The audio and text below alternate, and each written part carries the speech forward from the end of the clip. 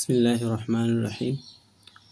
Wow জবর ওয়া, হামজা খারা জবর আ, ওয়া আ, তা ইয়া জবর তাই, ওয়া আ তাই, নুন আলিফ জবর না, ওয়া আ তাই না, দাল আলিফ জবর দা, ওয়াওয়ালটা পেশ ও, দা ও, দাল জবর দা, দাউদা, ওয়া আ তাই না দাউদা, জা জবর জা, বা ও পেশ বু, যাবু, র আলিফ দুই জবর রন, যাবুরন, ওয়া আতাইনা দাউদা যাবুরা।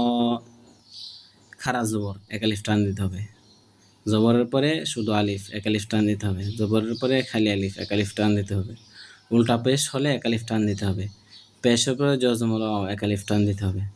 এটা হচ্ছে অক্ফ। এই অক্ফের আগে যদি দুই জবর থাকে তাহলে এক জবর বাদ দিয়ে এক আলিফ টান দিতে হবে।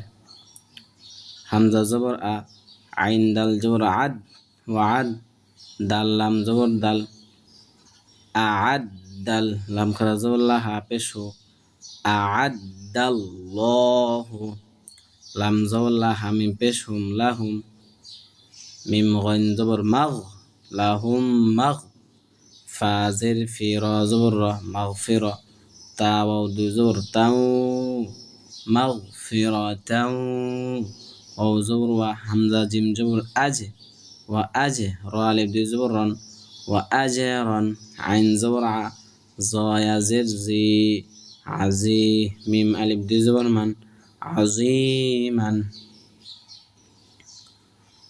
أعد الله لهم مغفرة وأجرا عظيما।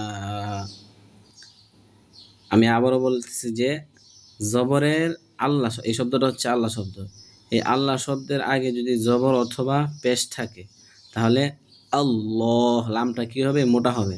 আর আল্লাহ শব্দের আগে যদি জের থাকে, যেমন দিল্লাহ, রসুলিল্লাহ, জের থাকে তাহলে লামটা পাতলা হবে। আল্লাহ শব্দের আগে যদি পেশ অথবা জবর থাকে তাহলে আল্লাহ ল হবে, আর যদি জের থাকে তে লিল্লা লা হবে। ঠিক আছে, তাই কি হবে? লা হবে, লা। খারা জবর খারা জের উল্টা পেশ হলে এক আলিফ টান দিতে হবে।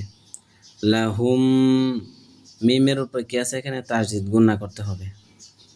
লাহুম মাগ ফিরাতাও, আবার দুই জবর দুই জের দুই পেশ, অর্থাৎ নুন সাকিন অথবা তানবিনের পরে যদি কি হয়, 8টি হরফ না হয় তাহলে গুণনা করতে হবে। সেই 8টি হরফ কি?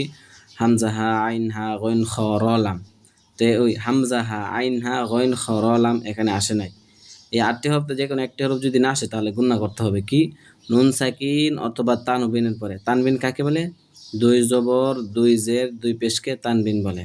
তো এই দুই জবর দুই জের দুই পেশ যে কোনো একটির পরে যদি ওই 8টি হরফতে যে কোনো একটিও না আসে তাহলে কি করতে হবে? গুণনা করতে হবে।